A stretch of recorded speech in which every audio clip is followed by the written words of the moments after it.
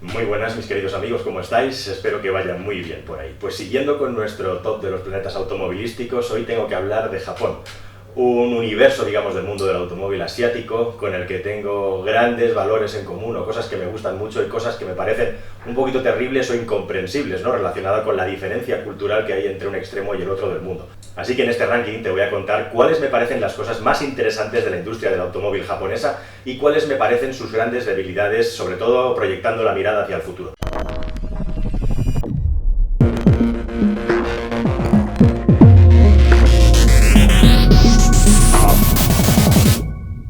Bien, a lo largo de la historia, especialmente de los años 80 en adelante, si por algo han destacado los automóviles japoneses es por las mecánicas de gasolina.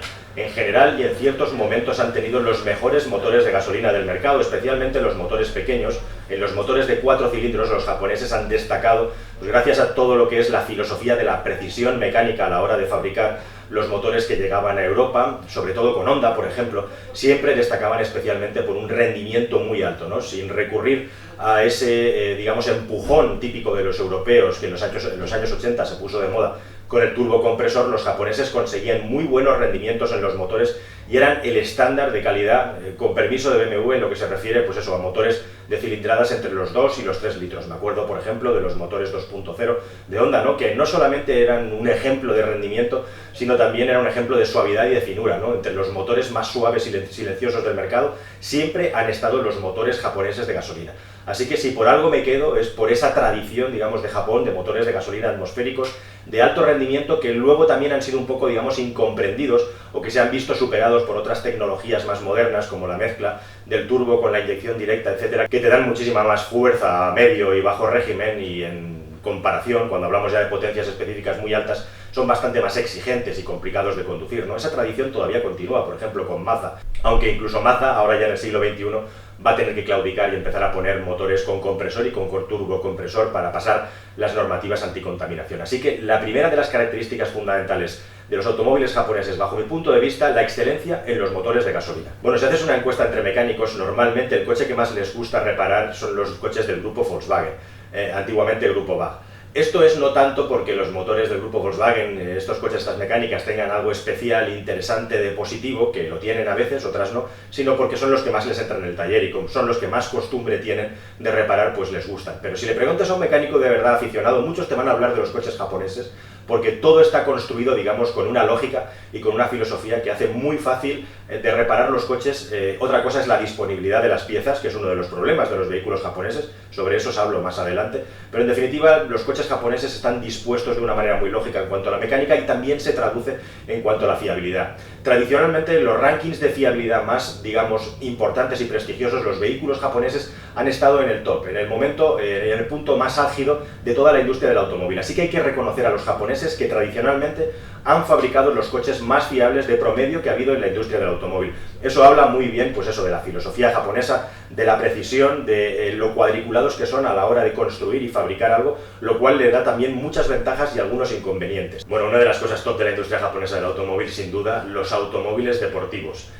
¿Qué sería de la industria de la automoción sin todo lo que ha aportado Japón a los vehículos deportivos más rabiosos, más potentes, más para conducir en circuito? Todavía se me ponen los pelos de punta si recuerdo ese vídeo de Ayrton Senna conduciendo el Honda NSX por un circuito, ese vídeo en el que iba con unos mocasines y calcetines blancos haciendo unas reducciones y unos puntatacones alucinantes, vaya forma de conducir. Bueno, pues ese vídeo sería un poco el símbolo, ¿no?, de lo que es la industria japonesa del automóvil en lo que se refiere a los deportivos.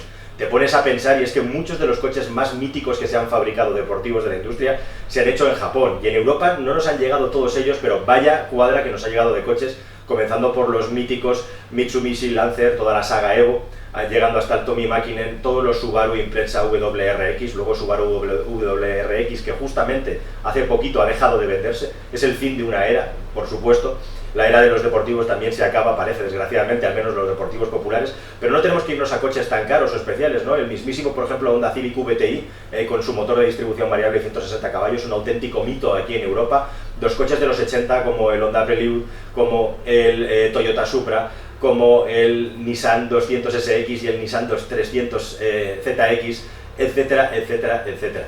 el Mitsubishi Eclipse, un montón de vehículos deportivos que en los 80 y en los 90 han marcado absolutamente todo lo que es la tendencia en cuanto a vehículo deportivo interesante, además muchos de ellos GTs, algunos con 4 plazas y soluciones tecnológicas muy avanzadas de tracción integral, soluciones tecnológicas de dirección a las 4 ruedas, motores de distribución variable, etcétera. Y la saga continúa, ¿no?, en cierta medida con el Nissan GT-R, con el nuevo NSX, etcétera, etcétera. Y como digo, en Europa aún así, pues no nos ha llegado toda la saga de los modelos de Acura, ni tampoco los coches Skyline y los coches de Nissan, digamos, más pensados para el mundo drifting, que tanto se han vendido y también en el mundo anglosajón y en el mundo oriental. En todo caso, si por algo destaca la industria del automóvil y por algo tiene que pasar a la historia también, es por la increíble saga de vehículos deportivos que hemos podido disfrutar y catar los que ya tenemos cierta edad, y por eso nos tenemos que quitar el sombrero. Muchas gracias, Japón. Otra de las cosas, ya lo hablaba en aquel vídeo que publiqué hace un montón de tiempo del diésel y la dieselización de Europa, es la independencia tecnológica de Japón en lo que se refiere sobre todo al desarrollo de sistemas de propulsión alternativos. A principios de siglo, Japón se apostó muy seriamente por ser líderes en tecnología híbrida, sobre todo con Toyota se tomó esa decisión. En lugar de seguir investigando y desarrollando el diésel, quisieron tirar por ahí, precisamente también seguramente por la importancia que tiene para Japón el mercado de Estados Unidos. Japón es una mega industria, megapotencia automovilística gracias al mercado anglosajón y especialmente Estados Unidos. Allá el diésel no tenía penetración y decidieron apostar por los híbridos. 20 años más tarde se demuestra que fue una apuesta ganadora y toda esa ventaja tecnológica ahora también la empiezan a aplicar a los vehículos eléctricos. Hay marcas como Nissan que quiso entrar en ese mercado porque Toyota tenía, digamos, muy bien cerrado el mundo de los híbridos, aunque en Estados Unidos es habitual que se vendan muchos coches americanos y japoneses híbridos que aquí a Europa no llegan, y desde luego el desarrollo del vehículo híbrido con el Toyota Prius a la vanguardia, que es posiblemente uno de los coches más importantes de la historia de la automoción, ha hecho que ahora Japón tenga una posición dominante, la haya tenido en los últimos 10 años en la industria, digamos, en el mercado americano, y ahora está muy bien posicionado, como se demuestra, para ser un mercado global en el que vender en todo el mundo, más allá del mercado del diésel, que estamos muy centralizados en Europa en lo que se refiere a vehículo turismo. Y ahora igualmente con el híbrido y también con el vehículo de hidrógeno están muy bien posicionados porque han seguido invirtiendo en las alternativas a la gasolina y al diésel. Bueno, y otra de las cosas que me gusta de la industria japonesa del automóvil es justamente su independencia tecnológica. El hecho de que todavía allí hay marcas que tienen la cultura, como es una cultura japonesa que tiene muchas particularidades, muchos pros y muchos contras, pero algo interesante dentro de la cultura japonesa es que todavía se le da mucha importancia al desarrollo dentro de casa. Al contrario completamente de la industria europea, de la que os hablaré en un tercer vídeo, por supuesto. Y es que allí todavía muchas cosas se desarrollan in-house. Eso tiene un coste económico muy grande, pero ya sabéis que en Asia es muy habitual que haya grandísimas corporaciones que fabrican de todo. Las empresas son algo así como una religión en la que entras a trabajar, es como tu casa, como tu familia, y sales cuando te jubilas, y lo cubre todo, ¿no? Cubre y abarca toda la sociedad. Y en ese sentido Japón, marcas como Toyota, como Subaru, etcétera, siguen desarrollando muchísimos sistemas tecnológicos en casa, al contrario que la subcontratación a empresas grandes de ingeniería y de tecnología automotriz, como ocurre en Europa, en el que al final prácticamente, aparte del motor y el desarrollo, digamos, más hardware del chasis, absolutamente todas las tecnologías y componentes externos vienen dados por la industria auxiliar. Ya no me refiero solamente en la fabricación, cosa que también ocurre en Japón, sino también en lo que es el desarrollo temprano tecnológico de un producto, es decir, proveedores de tercer nivel, que son los que desarrollan la tecnología que luego fabrica una industria auxiliar que acaba ensamblándose dentro de una fábrica de automóviles. En ese sentido, gracias a eso, Japón ha permitido que la industria del automóvil sea más rica también en cuanto a tecnologías y en cuanto a desarrollos que podamos utilizar los usuarios, porque si no la industria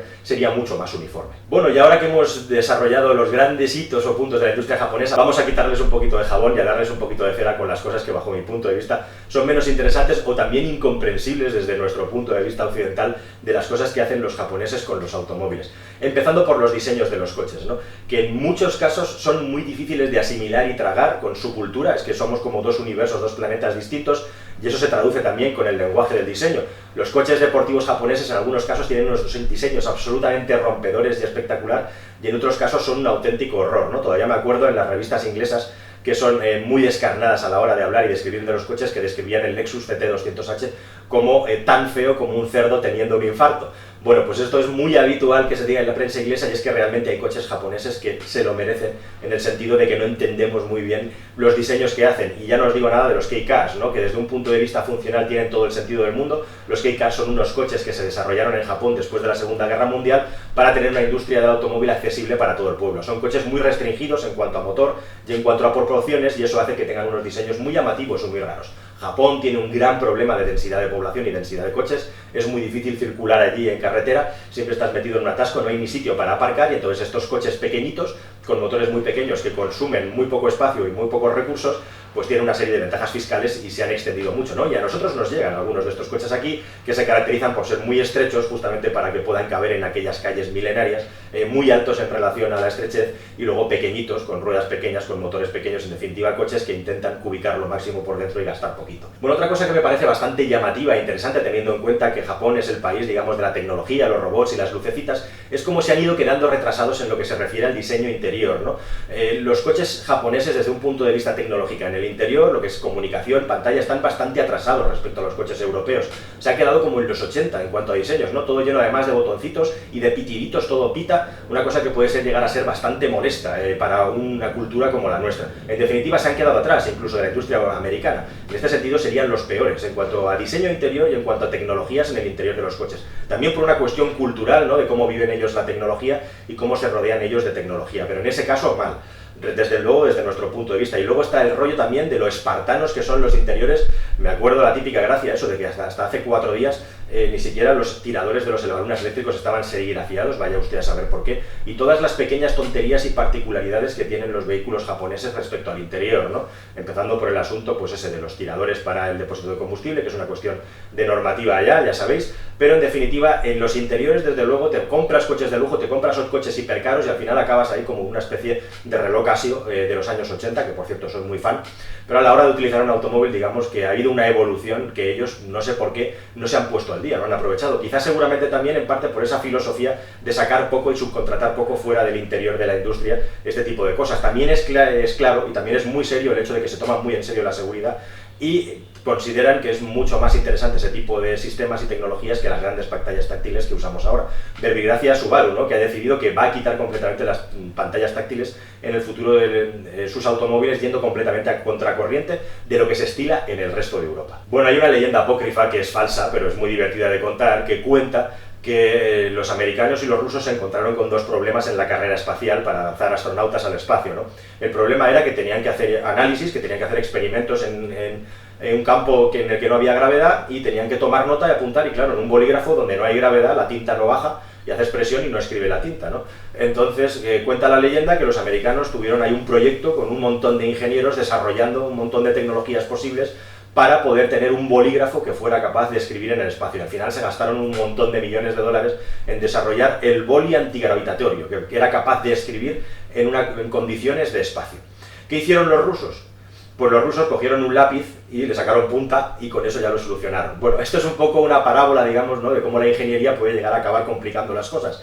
Y en ese sentido creo que los japoneses muchas veces pecan de sobreingeniería. Valga este ejemplo para explicar una cosa que a mí me gusta poco de los japoneses, y es la obsesión por resolver problemas no de una manera sencilla o elegante, sino con sobreingeniería. Y en muchos casos hay tecnologías que aparentemente son muy interesantes, de direcciones a las 4 ruedas, que en un Infiniti, por ejemplo, que se recalienta a la que tomas 3 curvas rápidas y deja de funcionar, o por ejemplo un sistema de reducción del sonido en el interior de contrafase acústica, en el que lanzas una curva que es exactamente la opuesta al sonido que está entrando en el vehículo para intentar neutralizarlo, y que no ha funcionado muy bien nunca, por lo menos dentro de este tipo de automóviles, cuando se lanzó. Leche, pues imita un vehículo alemán, ¿no? Que está muy bien aislado desde el punto de vista de la ingeniería, cómo se construye, cómo se aísla, y déjate de maquinitas. En definitiva, a mí me pasa un poco que la obsesión esa de los japoneses por meter maquinitas en todo y desarrollar todo, maquinitas que luego funcionan como funcionan dentro de un coche, no tiene mucho sentido. Y con esto quiero transmitir también de que no todas las veces que los japoneses inventan algo funciona bien, a veces es un desastre.